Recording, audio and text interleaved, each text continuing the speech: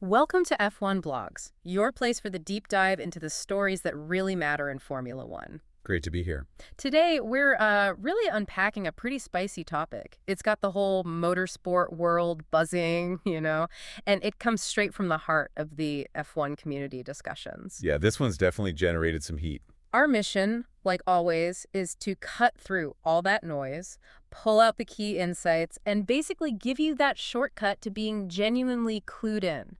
We want you walking away really understanding things, not just knowing the headlines. Exactly. Go beyond the surface level. So we're taking a really close look at Lewis Hamilton's journey with Ferrari. It's been a bit of a roller coaster already, hasn't it? And the statement of the year, maybe.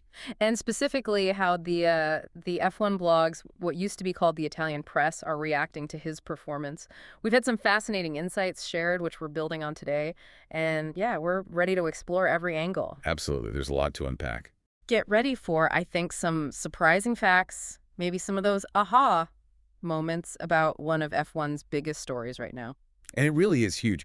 What's so fascinating right from the start is just the sheer weight of expectation around Lewis moving to Ferrari. Yeah. For so many people, fans, pundits, it was the absolute dream team up. Oh, totally. The ultimate pairing. You've got this iconic driver, Right. arguably the greatest ever, joining the iconic team, Ferrari. It felt like destiny. Oh! Championships, legacy, the whole thing. Written in the stars, people were saying. Exactly. But now, now we're just 15 races in. Right. Let that sink in. 15. Barely have a season. It's really not long at all in F1 terms. Not at all. And the narrative is shifting dramatically. We're seeing this intense scrutiny, really strong opinions flying around, some seriously harsh headlines coming from these F1 blogs outlets. Yeah, not just commentary, it feels quite pointed. It's passionate, almost visceral stuff. Yeah. And it raises this massive question, which is kind of the core of what we're talking about today. Is the dream already over? Wow.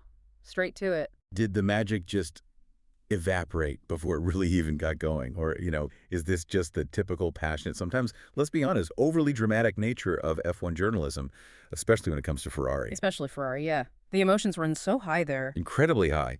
So we'll connect this specific situation, Hamilton at Ferrari, to that bigger picture. What does it actually mean to perform under that kind of insane pressure in a team that demands perfection, demands victory? It's a pressure cooker unlike any other, I imagine. It really is. It's a fascinating case study, not just in sport, but psychology, media, everything. Okay, let's dive in then. The first big shockwave, as you said, was this question. The end of the dream. Put yourself in those shoes for a second. Yeah. You're Lewis Hamilton, 7-time world champion, legend.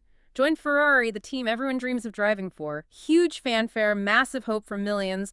The weight of history. Unbelievable pressure from day one. And then bam, 15 races, not even half a season. And the local F1 blogs are already writing you off, talking up the end of the dream. That's just intense, brutal even. It's an incredible level of scrutiny. You have to wonder how anyone handles that. Right. Lesser athletes would crumble, surely. And what's really striking, as you mentioned, is the speed.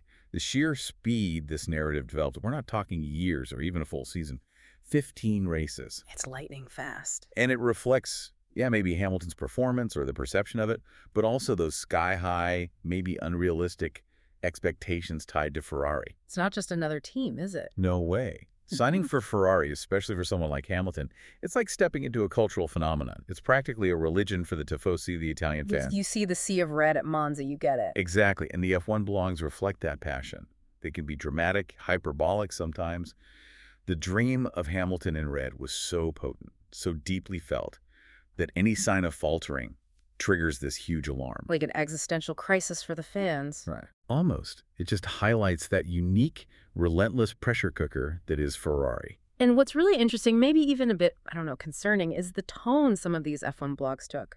Our source material noted that this end of the dream talk felt, dramatic, maybe exaggerated, even opportunistic. Opportunistic, yeah. That's a key word here. Because you look back, Yeah. right, just after Charles Leclerc had his worst race of the season, British Grand Prix, those exact same F1 blogs outlets, they were saying, listen to Hamilton, we need his experience. Right, lean on the veteran, use his knowledge. Fast forward, less than 2 months after the Dutch Grand Prix, complete U-turn. Suddenly, Hamilton's the one getting hammered, Leclerc's the hero again. Whiplash. Total whiplash. It just shows how fickle that media spotlight can be, doesn't it? One race changes everything. Are they analyzing consistently or just grabbing the headline? It feels very reactive, doesn't it? Short-term results overriding the long-term view. That opportunism point is crucial. Why do you think that is? Well, it suggests that instead of a steady analysis, they react instantly. LeClerc struggles. Okay, let's back the experienced guy. Hamilton struggles. Yeah. Right. Pivot back to the home hero. Told the narrative. Exactly. You need a protagonist, a foil. And those roles can switch week by week. It shows their patience, especially for a huge signing like Hamilton, is incredibly thin. Ferrari demands success now. No grace period, apparently. Not when the expectations are that high. Okay, so with that mood set, let's dig into the specifics. How did this scrutiny really ramp up? We're looking right after Zandvoort, heading into Monza. Crucial time. Yeah, the reactions from various F1 blogs paint a really vivid picture. Let's start with the first F1 vlogs outlet we looked at. They were really championing LeClerc after Zandvoort, called it his perfect Sunday, High praise indeed. and basically said Ferrari should entrust themselves to him for Monza, referencing his strong runs there before. And to be fair, he did perform well at Zandvoort. He did, ahead of Hamilton in quali and the race. Pulled off some great overtakes on Russell, too. Yeah, those moves were sharp. The one under investigation and the other one in turn 3 looked strong. So you can see why they'd frame it that way. He looked like the lead driver there. But then, the contrast. Yeah. For Hamilton, this same outlet put the blame entirely on him for his retirement. No ambiguity there. Said he was solely responsible, crashed into the wall on lap 23 because of his own error, and they made a point of saying Leclerc's incident with Antonelli, that was Antonelli's fault. He got the penalty. Ah, the framing. That's critical, isn't it? Totally. One driver's incident is external fault, the other's is internal error. It really shows the lens they're using favors Leclerc, puts the burden on Hamilton. That kind of subtle difference in reporting shapes perception massively. Public perception, maybe even team perception internally. So they blame him entirely for the crash. But then, in their driver ratings, he gets a 5, which apparently is a pass mark for them. Yeah, that is strange, isn't it? It feels contradictory. Hammer him verbally, but technically pass him? What's going on there? Is it just hedging their bets? It's a great question. Maybe the 5 acknowledges some competence before the mistake. His pace earlier, perhaps. Or maybe it's a nod to his status. Failing a 7-time champ feels extreme. Too final too soon. Could be. Or it's a way to keep the potential still exists narrative alive while still hammering home the disappointment. A full-on 0 might close the book too firmly, even for them. So the language is brutal, the number less so, complicates things. Definitely. The dreams on life support, in their view, maybe, but not quite DOA. Yet. Okay, if that was tough, brace yourself. The second F1 blogs outlet we looked at, they went even harder. Oh boy. The headline was just stark. Ferrari, a very bad weekend on the eve of Monza. Hamilton, the dream ends. Wow, the dream ends. Full stop. Brutal, right. Questioning if he'll never adapt, never shine in red after 15 races. 15 races. That's an incredibly bold statement about someone like Hamilton. Highly unusual. What does that signal to you, that level of finality so early? It signals extreme impatience, maybe disillusionment, or, like we said, a deliberate editorial choice to create a huge impact. It's almost like they're preemptively closing the book. And they reinforced it, didn't they? By highlighting Leclerc's bad luck versus Hamilton's error again. Exactly. Elevate Leclerc, diminish Hamilton. Yeah. It's a clear editorial stance, not just reporting. It's stepping into judgment territory about his whole future there. Okay, wow. So, moving to the third F1 blog source. Initially, this one seemed, well, softer. A bit of relief, maybe? Yeah, you'd think. Talked about him waiting for the embrace of Monza, focused on some positives from Zandvoort, better team approach, decent race pace. Seemed constructive. A glimmer of hope, perhaps? Acknowledging some foundation to build on? But then, the contradiction. In their actual driver ratings, they failed him. A 4. Ah, so directly contradicting the other outlet's 5. Exactly. And the conclusion that came with that rating, damning, called it a nightmare that doesn't seem to have an end, talked about his internal demons threatening to overflow. So, constructive narrative, brutal assessment. How does that square? That's the question. How can you be both? It just shows these complex, maybe contradictory pressures, doesn't it? Trying to offer hope, but delivering a harsh verdict anyway. A very conflicted message.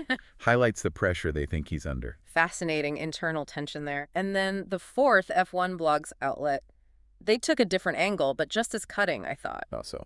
They focused on the loneliness of Hamilton on track at Zandvoort, pictured him cruising in 7th, no cars nearby, then just losing it, crashing alone. Oof, yeah, highlighting the solitude. Described it as a big blow, emphasizing a 7-time champ crashing solo, no pressure from others, signifies another disappointment. It implies this lack of control, doesn't it? A lapse, especially for him. It absolutely does. The solitude angle is powerful. It screams unforced error, not a frantic battle, just losing it. For a driver known for precision, a solo crash is jarring. It makes it seem less excusable. Potentially. It can suggest deeper issues struggling with the car, a lapse in focus, the psychological weight maybe. Magnifies the mistake. And this outlet also talked about a Monza elixir for Ferrari. Yeah, and they explicitly pointed to LECLERC as the answer, the cure for Ferrari's ills. So, again, reinforcing that idea, hopes pinned on LECLERC, diminishing confidence in Hamilton. It all builds towards this consensus, doesn't it? It really does. When you pull all these F1 blogs takes together, the verdict seems pretty unanimous now. What's the bottom line? They all seem united. Ferrari must entrust themselves to LECLERC for any hope at Monza. Clear mandate. And Hamilton. Getting darts of criticism, not just for mistakes, but because he's not at the level expected for a 7-time champ in his first Ferrari year. The message is loud. LECLERC is the hope. Hamilton's falling short. It's amazing how quickly that consensus formed in such a passionate media landscape, especially around Ferrari. They crave a clear leader, someone to rally around. But Tifosi needs a hero. Exactly. And the shift from a mixed view to this unified backing of LECLERC, that feels like a significant turning point. The criticism of Hamilton isn't just about results. It's about the expectation. The expectation was transformation, right? Elevate the whole team. Precisely. And the current view is he's not doing that. Not yet, anyway. That perceived failure fuels the criticism. They're comparing him not to an average driver, but to Lewis Hamilton, the dominant force. And if the opinions weren't enough, well, the numbers back it up, don't they? Numbers rarely lie in F1. The F1 blog's analysis shows a clear picture head-to-head, qualifying. LECLERC leads Hamilton 11-4. That's significant over 15 races. It's not marginal. What does that tell you, specifically the qualifying gap? Qualifying is seen as that pure measure of raw speed, extracting everything from the car, right? 11-4 isn't luck. It's a consistent pattern. Especially as Hamilton's known for his qualum magic. Exactly. For him to be consistently outqualified suggests either LECLERC is on fire, Hamilton's really struggling with that Ferrari, or probably a mix of both. It's a key metric where you'd expect Hamilton to excel, or at least be neck and neck. Okay, so qualifying is one thing. Then the championship points. Yeah, the gap widens there. LECLERC's on 151 points, Hamilton 109. That's 42 points. A big chunk at this stage. Underscores the difference in race results. Consistency. And what's interesting is how the F1 blogs frame even that gap. How so? They point out it could be even bigger. They highlight LECLERC losing points through no fault of his own, that Antonelli incident at Zandvoort. Right, where she wasn't blamed. Exactly. And they contrast that directly with Hamilton's crash in the same race, which was his fault. Ah, so reinforcing that narrative again. Like, LECLERC, victim of circumstance. Hamilton, architect of his own misfortune. Precisely. It paints LECLERC's performance as inherently stronger, maybe even understated by his current points, while Hamilton's deficit is seen as self-inflicted. It's clever framing. So the overall conclusion from the F1 blogs backed by these numbers is pretty blunt then. Seems to be. Hamilton is clearly losing the battle against LECLERC, both on Saturdays and Sundays, just not meeting those huge expectations for a 7-time champ joining Ferrari. Not just a blip, but a trend causing real concern. And think about the implications. For a driver like Hamilton, losing to a younger teammate, it affects team dynamics, car development direction, his own legacy at Ferrari. Huge challenge for him after being at the top for so long. Absolutely. It forces a reevaluation. What's realistically achievable this year? How does he approach the rest of the season, especially with faith seemingly shifting towards LECLERC? The numbers become more than stats. They're fuel for this fading dream narrative. Okay, let's shift focus slightly. Monza, the temple of speed. Ferrari's home. Monza. It's just different, special. The history, the passion, the tifosi, that sea of red, it's electric. A win there can save a season for Ferrari, right? Even without a title. Absolutely. It means everything. Drivers become legends there. The win is savored like no other. The pressure is off the charts. And that significance just ramps up the pressure on Hamilton now, doesn't it, given everything else? Massively. Monza isn't just another race for Ferrari. It's sacred ground. The Tifosi's emotional investment is unparalleled. A win can re-energize everyone, That poor showing. amplifies all the concerns, intensifies the scrutiny we've been talking about. Oh. Every single move Hamilton makes will be under the microscope. And just to add to that pressure, he arrives with a penalty. Yeah, the 5-place grid drop. For not slowing enough during the reconnaissance laps at Zandvoort. Seems like a small thing, but it just adds to that feeling, doesn't it? That everything that can go wrong goes wrong vibe for him right now. It really does feed that narrative. Can't catch a break. But you mentioned something counterintuitive about this penalty. Yeah, this is where it gets interesting. Paradoxically, that penalty, that setback, could actually remove pressure from him. How does that work? Less pressure from a penalty. Think about it. He knows he's got a 5-place drop. Realistically, pole position on Saturday. Out the window. That intense pressure to nail the perfect quali lap is lessened. Because the best outcome is already capped. Exactly. And knowing that might weirdly liberate him. He can relax a bit, maybe push in ways he wouldn't if every 10th mattered for P1. Yeah. It could reframe his whole approach to the weekend. So a penalty as a potential gift in disguise, psychologically anyway, that is counterintuitive. It is. But wouldn't a competitor like him also just be incredibly frustrated that his weekend's compromised from the start? How do you reconcile that? That's what I wonder. The frustration versus the liberation. It's complex. There'd definitely be frustration. But elite athletes often reframe, shift focus from the impossible outcome, I must get pole, to the process, how do I maximize this situation? Find opportunities within the constraint. Precisely. And this opens up 2 potential strategies for Monza, which the F1 blogs highlighted. Okay, what are they? Strategy 1, all or nothing. Since the qual result is already impacted, maybe he just goes for broke, takes big risks, pushes like crazy, less consequence if he bins it, maybe. Could be spectacular one way or another. It's a strategy born from that reduced immediate pressure. Make a statement. And the second strategy? This one's way more dramatic. Team sacrifice. Sacrifice. What do you mean? The F1 blog suggests he could try to win the Tifosi over differently, by sacrificing his own qualifying lap to give LECLERC a crucial tow, a slipstream. Whoa! A 7-time champion, first Monza in red, sacrificing for his teammate. That feels huge. Almost unthinkable for someone like Hamilton. It is a monumental ask. The F1 blogs admit it's hard to imagine, but let's unpack why it's even discussed. Okay, why? Monza is all about straight-line speed. Drag is everything. If LECLERC runs a super low drag setup, a paper wing like the used in 2019, a perfect tow from Hamilton could be vital. Give him that tiny edge. Exactly. The F1 blogs note, McLaren probably has the best car right now. Ferrari needs every tiny advantage at home. A tow could give LECLERC that minimal chance against them.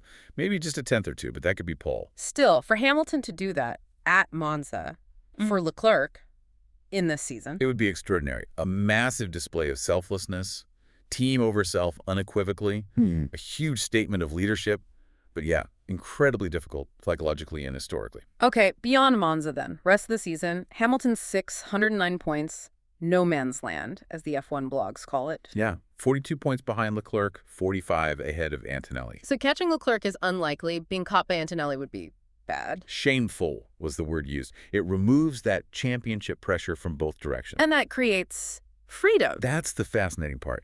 This no man's land can be liberating. No immediate need to catch up or defend fiercely. This zero pressure for the last 9 races. It's a unique opportunity. How so? He could genuinely experiment, take more risks, try really different things with the car's setup, maybe even his driving style, explore things he wouldn't dare try if points were critical. So the pressure cooker's off, allows him to innovate, push boundaries. That is an intriguing thought. The fading dream could actually spark something new. Precisely. This freedom could let him take a step forward, maybe recover his best form, or even find new performance in that Ferrari that's been hidden by the pressure and adaptation struggle. Explore the limits without fear of consequence. He can push his limits, the car's limits, in a way he couldn't before. It's potentially very creative. But there's a risk, right? The F1 blogs mentioned that too. Oh, absolutely. High risk, high reward. If these experiments don't work, if he still struggles or falls further behind LECLERC, it will look quite bad. Especially compared to his teammate. Optics matter. Massively. Failure to improve, even with freedom, would just cement that negative narrative around his first year. It's a gamble, even without direct points pressure. A real double-edged sword then. Freedom, but also the risk of looking worse. Exactly. And ultimately, the F1 blogs seem to think Hamilton probably just wants this year to pass as soon as possible. Get it over with. Look ahead. Yeah, looking ahead to that blank slate of the 2026 regulations, that's seen as the real reset opportunity. A fresh start for everyone. But there's a sting in the tail. They suggest if he's still not matching LECLERC next year, in 2025, Then what? a different path might need to be considered for his Ferrari future. Wow. That's a serious warning for a driver of his stature. It is. It speaks volumes about F1's, and especially Ferrari's, high-performance culture. 2026 is the big hope, the reset. But the suggestion that 2025 is also critical, and that failure then could lead to change. That shows the ruthlessness. Past glory doesn't buy you infinite time. Not a Ferrari. Your status matters, but current performance is paramount. If you're consistently beaten by your teammate, questions arise no matter who you are. Even legends aren't immune. So wrapping this all up then, what have we really unpacked today? It's been a really deep dive into elite sport, under intense scrutiny, hasn't it? We've seen how the F1 blogs, the Italian media, are clearly impatient with Hamilton, seeing that Ferrari dream may be fading after just 15 races. Yeah, the narrative shifted fast. We saw their analysis, from outright condemnation to more nuanced criticism, all pointing towards LECLERC leading statistically and in terms of confidence. Right, the consensus is pretty clear. And that Monza penalty, seemingly just a setback, throws up that provocative idea. Could it actually be a catalyst, either for Hamilton to push harder without fear, or maybe make that selfless team move? A fascinating possibility either way. Ultimately, the conclusion from the news is Hamilton's at a critical point. Huge pressure, yes, but also this strange opportunity now to reset, experiment, look towards 2026. Okay, so here's a final thought to chew on. If this removal of championship pressure does unlock a different, maybe more experimental, more liberated Lewis Hamilton, could this whole fading dream narrative actually become the spark for an unexpected resurgence? Turning the negative into a positive catalyst. Exactly. A period where he maybe rediscovers some joy, innovates with the car. And what does that tell us about the psychology of pressure, or the lack of it, even for the absolute greats? Something to mull over, definitely. A really interesting angle to consider going forward. Absolutely. Well, that's all for this deep dive into F1, Lewis Hamilton's Ferrari challenge, and those passionate F1 blogs. Been great discussing it. We really hope you feel more informed, maybe saw some angles you hadn't considered. If you enjoyed this detailed analysis and want more deep dives into the stories shaping F1, make sure you hit that subscribe button right here on the F1 Blogs channel. Yeah, it really helps us keep bringing you these explorations. It does. Builds our community too. So thanks for joining us. Until next time, keep following the racing.